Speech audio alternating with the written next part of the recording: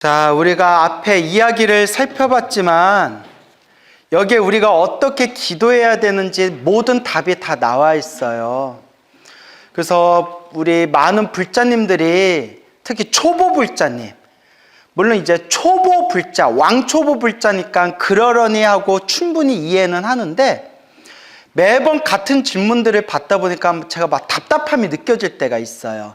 특히 여러 번 설명했는데도 이제 자기가 아직 체험을 안 해봤으니까 중심이 좀 흔들려서일 수는 있겠지만 자꾸 비슷한 아주 낮은 수준의 질문을 반복해서 하는 경우가 있어요. 뭐 거듭 얘기했지만 무슨 기도가 제일 좋아요? 뭐 몇 시에 기도하는 게 좋아요?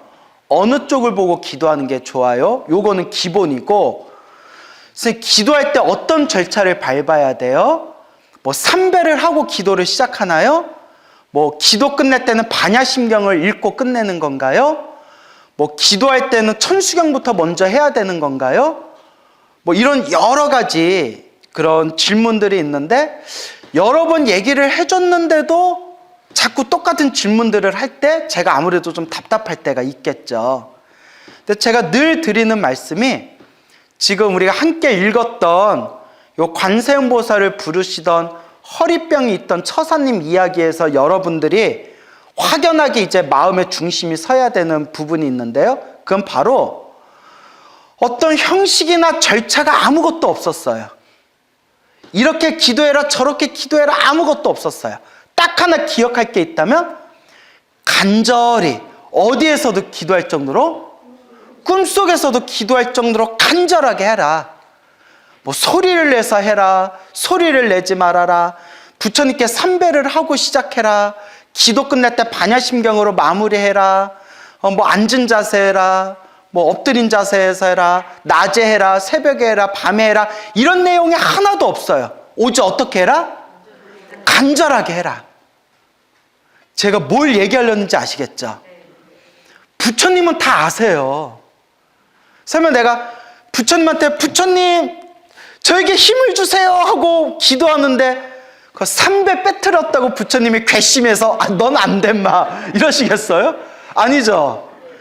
부처님이 저 죽을 것 같이 힘들어요, 저에게 카피를 주세요 했는데 부처님이 너 기도하려면 새벽에 기도해줘, 어디 건방지게 밤에 기도해, 너 안 돼, 넌 건방져서 안 돼 이러시겠어요? 그래요 안 그래요? 안 그러죠. 만약에 내가 관세음보살님 불상 앞에서 지장보살님 도와주세요 지장보살 했는데 관세음보살님이 얘 좀 봐 내가 관세음보살을 내 앞에서 지장보살을 불러서 지장보살을 넌 괘씸죄. 너는 지금 고생하는 걸 10배 더 고생해야 돼 이러시겠어요? 아니죠. 근데 헷갈리는 분들이 있다니까요. 지장보살님 앞에서 관세음보살 도와주세요, 관세음보살 지장보살님이 미쳤나봐. 너는 내가 지옥에 있는 중생들 다 구제해도 너는 안 구제해줄 거야. 내가 지장보살인데 내 앞에서 관세음보살을 염불해? 하고 삐지시겠어요? 아니죠. 제가 좀 우스개로 제가 좀 오버해서 얘기했지만 불보살님은 그런 거 절대 신경 안 쓰세요. 그냥 이 중생이 누구를 부르든 어떤 기도를 하든 그 간절한 마음의 에너지가 감응, 오늘 배웠잖아요. 감응. 중생이 부처님께 다가가는 걸 뭐라고 한다고 했죠? 감이요. 다가오는 중생을 부처님이 감싸 안아주는 거, 그걸 뭐라고 했죠? 응이라고 한다고 했죠. 그래서 감응이에요. 그러니까 주파수가 서로 통하는 거예요. 그러니까 스님, 기도는 어떤 절차를 밟아서 해야 됩니까? 그거는 시대마다, 문화마다, 역사마다 다 달라요. 기도하는 소위 우리 사시불공 할 때 우리 사시불공 하잖아요. 한국 불교에서 가장 대표적인 의식이 조성예불이랑 사시불공이잖아요. 아침 새벽 저녁에 하는 예불과 부처님의 하루에 한 끼 밥 공양 올리는 사시불공이 있는데 부처님께 하루에 밥 한 끼 올리는 사시불공도 불교 국가마다, 나라마다 절차가 똑같을까요? 다를까요? 달라요. 읽는 경전의 내용도 다르고 그 시간도 다르고 스님들이 하는 예법도 조금씩 차이가 있어요. 시대마다 같을까요? 다를까요? 달라요. 시대마다 다르고 나라마다 다르면 어떤 게 정법이고 어떤 게 원칙일까요? 그때마다 달라요. 중요한 건 뭘까요? 어느 시대건 어느 나라건 어떤 서로 다른 방식으로 부처님께 불공을 올리건 중요한 건 뭐가 중요해요? 그렇죠. 그 간절한 마음, 정성스러운 마음. 부처님, 저희 불제자들이 올리는 공양을 받아주소서라는 그런 불제자들의 정성이 중요한 거예요. 그러니까 막말로 우리가 대한불교 조계종에서 사시종 칠 때 오르고 내리고 오르고 내리고 세 번씩 해서 6번을 치는데 6번을 오르락 내리락 하는데 막말로 그냥 스님들끼리 타협을 본 뒤에 3번으로 오르락 내리락 바꿀 수도 있어요. 그래도 이상이 있다 없다? 없어요. 마음이 중요한 거예요. 모든 문화는 역사마다 시대마다 나라마다 다 변하기 마련이에요. 중요한 거는 그 문화마다 하나를 꿰뚫고 있는 그 정신이 중요한 거예요. 정신. 기도하는 절차도 그래요. 선생님, 제가 이제 기도하려는데 어떻게 기도하면 돼요? 어떻게 기도해야 돼요? 라는 질문이 어떤 의미인가요? 그러니까 어떻게 시작하고 어떤 방법을 해서 어떻게 끝내야 돼요? 그럼 제가 솔직하게 말씀드리는 게 그런 거 중요하지 않아요. 하시고 싶은 기도 하나 딱 정해가지고 간절하고 정성스럽게 하면 부처님은 다 아세요. 그러면 하나라도 딱 자기가 마음에 드는 걸 하나라도 딱 선택해서 기도해라 라고 하면 또 나오는 질문이 그럼 그 중에서 어떤 기도가 제일 좋아요? 그 딱 같은 얘기가 계속 돌고 돌아요. 제 답답함이 느껴지시겠어요? 근데 여기 딱 나오잖아요. 이 허리병 걸린 거사님은 오직 뭐만 불렀어요? 오직 관세음보살만 불렀어요. 천수경도 안 했고 금강경도 안 했고 법화경도 안 했고 관세음보살 보문품도 안 외웠어요. 그러니까 뭐만 불렀어요? 관세음보살만 불렀어요. 그것도 어떤 자세로 불렀어요? 누워서 불렀어요. 불러도 쑥스러워서 소리를 내고 불렀어요? 그냥 소리를 안 내고 마음속으로만 불렀어요? 그냥 마음속으로만 불렀어요. 하지만 어떻게 불렀겠다? 간절하게. 관세음보살을 부르든 지장보살을 부르든 천수경을 독송하든 금강경을 독송하든 어떤 기도를 하든 어떤 자세로 기도하든 간절하게가 중요한 거예요. 정성스럽게. 어때요? 기도, 우리가 불자가 어떻게 기도해야 되는지에 대한 그 핵심을 조금씩 윤곽에 잡히시나요? 또 네 해놓고 또 몇 분 후에 근데 쌤 제가 질문이 있는데요. 예? 또 이왕이면 바로 이왕이면 쌤 그래도 이왕이면 무슨 기도가 좋을까요? 입춘인데 이왕이면 예, 그렇죠. 근데 금방 말씀드렸잖아요. 그 격식이 나라마다 시대마다 문화마다 다르다고요. 예. 그거는 본인이 하시면 된다고요. 본인이 하면 되는데 또 본인이 하는 것이 최고다, 올바른 방법이다 하면 또 될까요, 안 될까요?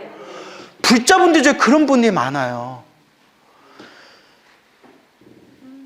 광명진은 열심히, 법당에서 광명진은 열심히 외우고 있는 불자한테 괜히 옆에 가가지고 광명진은 기도를 왜 해? 신묘장구해, 신묘장구. 그러면 괜히 망상 생겨요. 그렇죠? 제가 늘 얘기해요. 신묘장구들 하든 광명진 하든 능엄시주를 하든 하나만 그냥 간절하게 하면 되는데 괜히 광명진은 열심히 외우고 있는 사람한테 옆에 와서 광명진은 하지 마. 신묘장구 다라니. 여기는 관음 기운이 관음보살 기운이 터가 세가지고 관음기도 해야 먹혀. 괜히 망상 생겨요. 그러면 또 이제 신묘장구 다라니 왜요? 그래, 나무라 다나다라 막 이렇게 막 외우고 있는데 또 옆에 누가 또 쓱 오더니 능엄주야. 능엄주가 최고야. 오죽하면 성철 스님께서도 진원 중에 다란이 중에 능엄 다란이 능엄주가 최고라고 하셨겠어. 능엄주 해 하면 괜히 또 나무라 다나다라 한참 열심히 했는데 또 능엄주 자꾸 하라고 그러니까 그게 또 헷가닥 하는 거예요. 그럼 나중에 나무라 나 몰라 막 이렇게 돼버리는 거예요. 그런 경험들 많으시죠? 예. 그러니까 또 나만의 격식은 갖춰서 하시되, 제가 얘기하고 싶은 것은 남에게 강요할 필요도 없고 나라마다 문화마다 역사마다 다 다르고, 기도에서 가장 중요한 알맹이는 무엇이다? 간절함이라는 거예요. 아시겠죠? 그게 중요한 겁니다. 알겠습니까? 예, 간절함. 나머지는 아까 우리 앞에 계신 보살님처럼 나만의 격식, 나만의 발언문, 나만의 축언문을 만들어서 나만의 절차를 밟아서 하시면 돼요. 그래서 대신 저는 불자님들한테 꼭 당부하는 게, 기도의 마지막 마무리는 꼭 무엇으로 마무리해라? 그렇죠. 사옹서원. 모든 중생 다 함께 행복하여지이다, 성불하여지이다. 이걸로 꼭 마무리하셔라. 사옹서원이나 원공법계 제중생 자타일시 성불도로 꼭 마무리하셔라. 저는 또 항상 이렇게 신신당부 드리잖아요. 예, 그래서 그런 부분은 여러분들이 또 지혜롭게 기도하면서 여러분들이 또 정리하셔야 할 부분입니다. 알겠습니까? 그래서 제가 이렇게 지금 생활 속의 기도에 대해서 말한 부분들을 좀 불자님들이 잘 되새기셔서 이제 이런 왕초보 질문에서 벗어났으면 좋겠어요. 왕초보 질문에서. 이렇게 열심히 또 강의했는데 또 몇 년 후에 또 신도들이 스님 강의 너무 잘 듣고 있습니다. 스님, 우리 아들이 이제 또 대학 입학해야 되는데 무슨 기도가 좋을까요? 이러면 또 제가 무슨 생각 들겠어요? 네, 어비련이 하고. 예, 저기 헬로부타 TV에서 생활 속의 기도라는 그거 제가 예전에 강의했던 것 좀 한번 꼭 보세요. 또 이렇게 말씀드릴 수밖에 없겠죠. 알겠죠? 하지만 자꾸 이렇게 귀가 따갑도록 듣다 보니까 아, 기도의 핵심은 이런 것이구나 라는 게 그래도 윤곽이 잡히죠? 예, 아니요 하면 진짜 우리 관계 또 어떻게 돼요? 어색해져요. 자, 23페이지로 넘어오셔서 중요한 게 있네요. 자, 우리가 기도할 때 가장 중요한 핵심 비결이 뭐라고 했었죠? 간절함.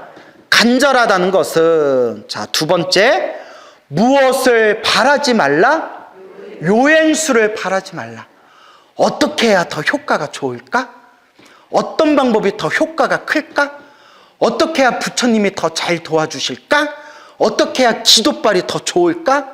계속 할까요? 그만할까요? 또 그만해요? 무엇을 바라지 말아라? 요행수를 바라지 말아라. 둘째는 요행수를 바라지 말고, 요행을 바라지 말고 자력으로 기도해라. 온전히 자기의 힘으로 묵묵히 꾸준하게 기도하라는 뜻이에요. 꾸준하게 해라. 그래서 늘 마음에 우리가 되새기는 게, 저 물방울이 뚝뚝 떨어지면 결국 어떻게 된다? 예, 바위를 뚫는다. 그걸 꼭 명심하시기 바랍니다. 불자들 중에는 기도하기가 어렵다고 하는 사람이 덜어 있다. 기도하기가 어렵다. 그런데 그 까닭이 기도법을 몰라서라기보다는 마음 자세가 잘못되었기 때문이라는 사실을 아는 이는 드물다. 마음 자세가 잘못됐다는 거예요. 즉, 곧 기도를 하면서 무엇을 바라는 경우가 많다? 요행을 바라는 경우가 많다. 동감하시죠? 특히 요새 불자님들은 옛날보다는 그런 무속적인 면들이 많이 사라진 것 같은데, 옛날 노보살림 세대들은 그게 유독 좀 셌어요. 심했어요. 그러니까 부처님에 대한 믿음도 옛날 노보살림들이 더 훌륭했지만, 좀 절에 다니면서 좀 어리석은 생각을 가진 분들도 옛날 노보살림 세대들이 좀 유독 많았던 것 같아요. 그러니까 지장경 같은 데 보면 제를 지낼 때 살아있는 짐승을 잡지 말고 고기 같은 걸 두지 말라, 이런 내용 나오죠. 근데 불자라는 분들이 죄를 지내면서 어디서 이상한 희한한 얘기를 잘못 듣고서, 그러니까 그런 어떤 무속하고 헷갈린 거죠. 부처님께 죄를 지내면서 뭐 머릿고기 있잖아요. 돼지 머릿고기. 돼지 머리를 떡하니 단에다 올려놓고 죄를 지내는 경우도 있었고, 제 아는 스님은 실제로 봤대요. 아유, 조계종 아니었겠죠 했더니 대한불교 조계종 포교당이었다고. 난 못 들은 걸로 하겠습니다. 옛날 얘기지만 그런 경우도 있고, 또 정말 불심이 지극했던 노보살님이 있었는데 정말 불심이 깊으셨어요. 그런데 친해지고 난 뒤에 나중에 알게 된 사실이 뭐냐면, 집안에 안 좋은 일들이 자꾸 생기다 보니까 그렇게 살아있는 짐승을 죽여가지고 굿을 많이 지냈대요. 제사를 많이 지냈대요.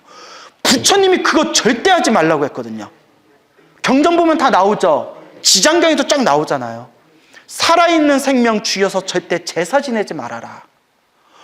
절에 그렇게 열심히 다녔던 노보살님인데 한 번씩 뭐가 귀가 얇으셔가지고 살아있는 짐승을 죽여가지고 피굿을 지내고, 타살굿이라고 살아있는 생명 죽이는 굿 제사 지내고 했는데 지금 집안이 발칵 뒤집혀졌어요. 집안이 완전 그냥 안 좋아요. 그러니까 그런 순간에도 오직 부처님만 믿고 선업을 닦아도 모자를 파네. 그런 경우가 많아요. 그렇죠, 여러분? 그런 경우 많이 여러분들도 아마 절에 있으면서 보거나 들은 적이 있으실 거예요. 그러니까 우리가 빨리 효과 봐야지 하는 마음으로 그런 미신적인 부분, 혹은 오히려 복을 받는 게 아니라 오히려 악업, 나쁜 업을 짓는 그런 악한 방법에 우리가 미혹되고 어리석음에 빠져서 그런 짓을 저질러서는 안 된다는 겁니다. 근데 우리 한국 불교가 우리 한국인들이 좀 DNA, 유전자에 샤머니즘, 무속적인 에너지가 강해요. 실제로. 우리 동감하시죠? 실제로 옛날에는 이렇게 우리가 경전 공부 제대로 하기 전 예전 세대에는 한국 불교와 무속을 구분을 못하던 시절도 있었어요. 그러니까 절에 와서 스님한테 사주 보고 점 보고 스님들이 부적 써주고 그거 다 부처님이 하지 말라고 했던 거였거든요. 그리고 절에 열심히 다니신 불자님들이 정초 때마다 용암 무당들 찾아다니고 굿도 하고 이렇게 이런 게 막 애매하게 뒤섞였던 시절이 있었죠. 그러니까 한국인은 기본적으로 좀 무속신앙, 샤머니즘 그런 에너지가 있어요. 그래서 제가 무속인한테 직접 들은 얘기인데, 목사님들도 저기 점 보러 오신대요. 내가 그 무속인한테 직접 들은 얘기예요. 목사님들도 이렇게 점 보러도 오신대요. 아니 나도 신도들한테 그렇게 사주 보지 마세요, 사주팔자 같은 거 집착하지 마세요라고 저도 말하면서도 내 아는 스님 중에 사주 보는 스님 있으면 나도 한번 봐줘봐요. 사람이 약간 그런 유전자가 있어요. 뭔 얘기인지 알죠? 그러니까 이제 집착하지 말라는 거죠. 근데 이제 우리는 이제 부처님 경전을 굉장히 이제 우리는 깊이 공부할 수 있는 좋은 시절이 왔잖아요. 유튜브로도 공부할 수 있고, 사찰마다 불교대학이 있고, 정말 옛날에 얼굴 뵙기도 힘들고 직접 법문 듣기도 힘들었던 훌륭하신 큰 스님들 법문을 앉은 자리에서 이제 인터넷으로 다 볼 수 있는 시대잖아요. 그러니까 우리가 자꾸 진정한 부처님의 가르침이 무엇인지를 자꾸 고민하면서 공부해야 돼요. 그래서 제가 느끼는 게, 이런 유튜브라든가 인터넷을 통해서 우리가 여러 가지 가르침, 설법, 강의, 설교 같은 걸 듣다 보니까 이분은 이렇게 얘기하고 저분은 저렇게 얘기하고 서로 다른 이야기들이 많으니까 신도들이 헷갈려해요. 동감하시죠? 그래서 저도 그런 질문을 엄청 많이 받거든요. 그럴 때마다 제가 늘 당부하는 말씀이 있어요. 제가 평소에 자주 하는 말이기 때문에 여러분들 아마 귀가 따갑도록 들으셨을 거예요. 제가 이제 스님으로서 솔직하게 얘기하는 거예요. 스님 말도 믿지 말고 누구 말씀을? 부처님 말씀을 믿어라. 부처님 말씀을. 당연한 얘기죠. 근데 그게 안 돼요, 불자들이. 부처님 경전은 공부하기가 힘들고 스님 말씀은 쉽게 들어오거든요. 그러다 보니까 스님 말씀도 100% 믿지 말고 부처님 말씀을 거울로 삼아야 된다라고 말씀 듣고 신도들이 알아도 결국은 어려운 부처님 말씀 공부하는 것보다는 쉬운 스님 말씀에 많이 의지하게 되거든요. 그러니까 이게 자꾸 악순환이 생기게 되는 거예요. 그래서 저는 물론 저도 굉장히 부족하고 틀린 부분도 많지만 제가 이렇게 중간중간 농담도 하고 오버하는 이야기들 많이 하지만 항상 제 밑바탕의 뿌리와 근거는 부처님 말씀에 근거를 두고 있어요. 경전에 이렇게 말씀하셨다. 부처님은 이렇게 말씀하셨다. 신도들한테 이런 질문을 많이 받아요. 미디어에 많이 나오시는 유명한 스님이신데 저는 이제 그분 법문을 많이 안 들어서 잘은 모르겠는데 신도님들이 많이 들으시나 봐요. 자꾸 윤회가 없다라는 얘기로 하신대요. 윤회가 없다라는 식으로. 뭐 윤회에 너무 집착하지 말아라. 뭐 믿기 싫으면 안 믿어도 된다. 그래서 내가 스님이 그런 말씀을 하세요? 예, 그렇대요. 근데 너무 유명한 스님이라서 막 헷갈린대요. 그래서 제가 많은 고민을 했어요. 또 그런 부분을 다른 스님들하고도 대화를 했어요. 왜냐하면 다른 스님들도 포교를 하다 보면 그런 질문을 많이 받는데요. 스님, 유명하신 스님이 있는데 뭐 윤회가 없다라는 식으로 자꾸 얘기하니까 헷갈려요. 그래서 윤회가 없으면 뭐 천도제 지낼 필요도 없는 거 아닌가요? 뭐 이런 식으로도 하고 그런 얘기 우리 젊은 스님들끼리 대화를 나눴거든요. 근데 여기서 또 내 얘기 할 필요가 없고 내 얘기를 해버리면 내 말이 또 맞다 이런 식이 돼버리잖아요. 어떤 대답을 해야 가장 좋은 답이 될까를 고민하다가 제가 그런 분한테 늘 드리는 얘기가 있어요. 제 말도 믿지 마시고 그분 말도 믿지 마시고 누구 말씀을 믿어라? 부처님 말씀을 믿어라. 그러면 부처님 경전에는 윤회가 있다고 했냐 없다고 했냐? 초기 경전에서 대승경전 8만대장계 다 윤회 얘기예요. 경전에는 부처님이 있다고 하셨는데 그러면 부처님 말씀을 믿으면 된다. 뭘 고민하냐? 내 말도 믿지 말고 저분 말도 믿지 말라. 그냥 부처님 말씀만 믿어라.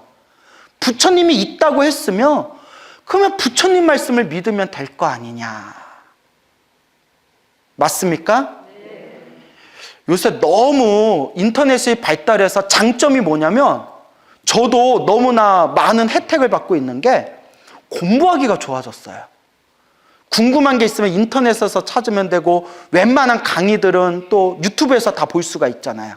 근데 너무나 많은 정보의 홍수 속에서 어떤 게 옳은 가르침이고 어떤 게 왜곡된 가르침인지를 우리가 구분하기가 힘들어졌어요. 답은 하나밖에 없어요. 무엇으로 돌아가자?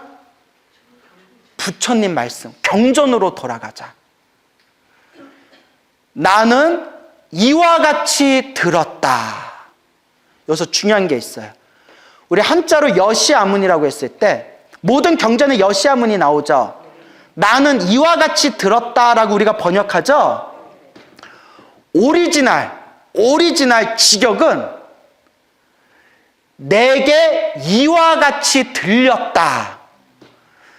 내가 이와 같이 들은 게 아니라 있는 그대로 나한테 이렇게 들렸다. 들린 대로 나는 말하겠다. 부처님이 말씀하신 대로 나는 그대들에게 전하겠다. 우리는 부처님이 말씀하신 대로 믿고 따르면 돼요. 이게 어려운가요? 어렵죠. 겁나 어렵죠. 부처님 말씀대로 우리가 따르면서 산다는 게. 하지만 몸으로는 실천하지 못한다 하더라도 항상 중요한 게 있습니다. 반드시 법은 누구의 말씀을 근거로 삼아야 된다? 부처님 말씀을 근거로 삼아야 됩니다. 알겠죠? 그러니까 스님 말씀도 100% 근거로 삼아서는 안 돼요. 스님도 부처님 제자잖아요. 솔직히 우리 스님들도 아직 못 깨달았잖아요. 못 깨달은 사람 말을 어떻게 100% 믿어요? 그리고 저는 이 시대에 깨달았다는 사람 있으면 저는 안 믿어요. 예? 여기까지만 얘기할게요. 예, 여기까지만. 깊이 얘기하면 골치 아파져요. 예. 자, 그래서 오직 누구의 말씀을 의지해라? 부처님 말씀을 의지하시기 바랍니다. 알겠죠? 예, 오직 부처님 말씀입니다. 자, 그래서 우리가 이와 같이 기도를 하면서 요행을 바라는 경우가 많다는 것이다. 우리 주위를 살펴보면 수십 년을 절에 다닌 신도들조차 요행수를 바라며 기도하는 경우를 많이 찾아볼 수 있다. 그러나 기도에는 요행수가 통한다, 통하지 않는다? 통하지 않는다. 태양은 어느 곳에나 평등하게 빛을 준다. 그리고 그림자는 그 빛을 받는 물체의 모습과 비례한다. 같은 태양빛을 받는 사물일지라도 형상이 바르면 그림자가 바르고 형상이 길면 그림자가 길며 형상이 짧으면 그림자가 짧은 법이다. 이처럼 불보살의 광명정대한 자비는 언제나 중생들의 정성과 함께할 뿐 요행을 바라는 마음과는 결코 함께하는 법이 없는 것이다. 결국 지름길은 없습니다. 오직 간절하고 어떠하게? 꾸준하게. 하지만 중생들은 요행수를 바라고 기도를 하는 일이 많다. 심지어 측신이 뭔지 아세요? 측간, 화장실. 옛날 푸세식 화장실이잖아요.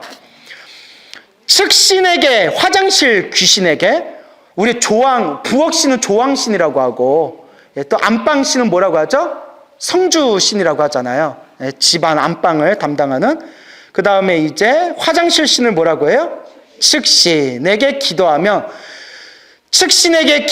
재수가 좋다는 말을 들으며 변소에까지 밥을 가져가서 기도를 하고 아무개가 쪽집게라는 소문을 들으면 만사를 제쳐놓고 그곳을 찾아가 점을 보기까지 한다. 남 얘기 같지 않죠?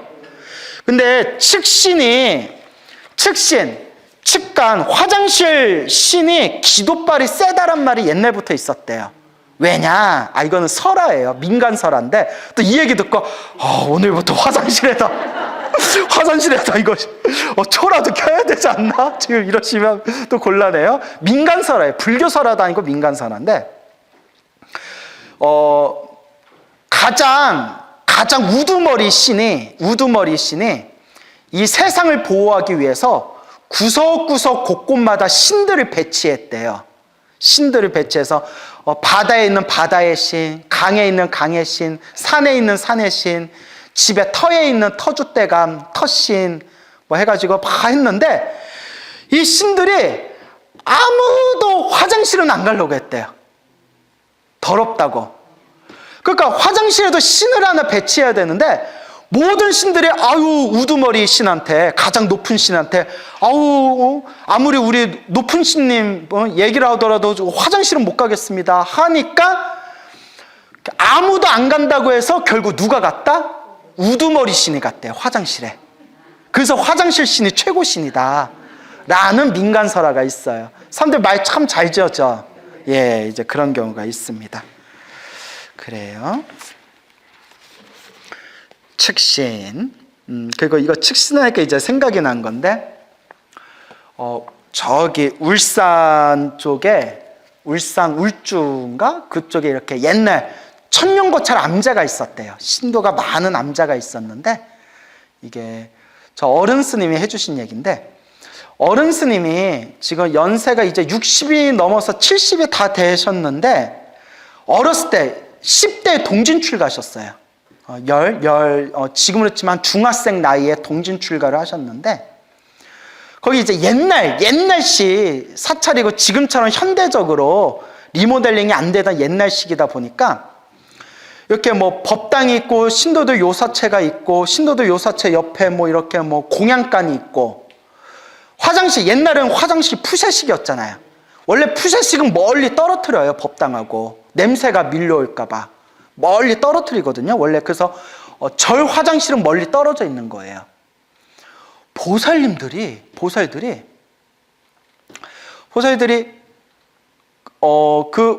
밤에 기도하다가 이제 밤에 절에서 잠이 들었는데 막 기도하러 막 성지순례 오고 하잖아요. 하룻밤 자고 기도하고 하잖아요. 화장실이 멀리 있으니까 화장실까지 안 가고 밤에 무섭고 멀리 있으니까 살짝 일어나가지고 어디다 하면 그 옆에 신도들 이렇게 뭐 양치질하고 이렇게 세수하고 좀 이렇게 씻으라고 이렇게 욕탕같이 만들어 놓은 데가 있었대요. 거기에 찌린내가 엄청나다는 거예요. 다들 거기 가서 오줌 싸고 온다는 거예요. 네? 거기 세수하고 양치질하고 거기 욕탕처럼 만들어 놓은 데가. 그러니까 주지스님이 화딱지가 나가지고 문 열고 들어가면 그냥 찌린내가 그냥 뭐 보살님들이 한두 명이 쌌겠어요? 여러분 이게 있어요. 밖에서 탁한 음식 먹은 몸, 소대변은 냄새가 더 진해요. 다 아시죠? 진해요. 그래서 어머, 스님들 방구는 냄새도 안 나. 그 말이 다들 풀만 먹으니까 그런 거거든요. 이거 내가 한번 이거 내가. 그러니까 찌린내가 너무 나니까 주지스님이 화딱지가 났을 때 그때 우리 동진 출가했던 그때 어른 스님이 이제 은사였던 주지스님한테 뭐라고 하냐면 여기 오줌 못 싸게 하는 방법이 있습니다. 그게 뭐냐?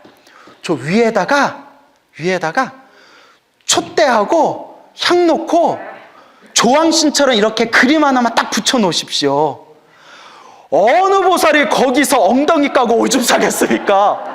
야, 그 효과 있겠는데? 그렇죠, 여러분?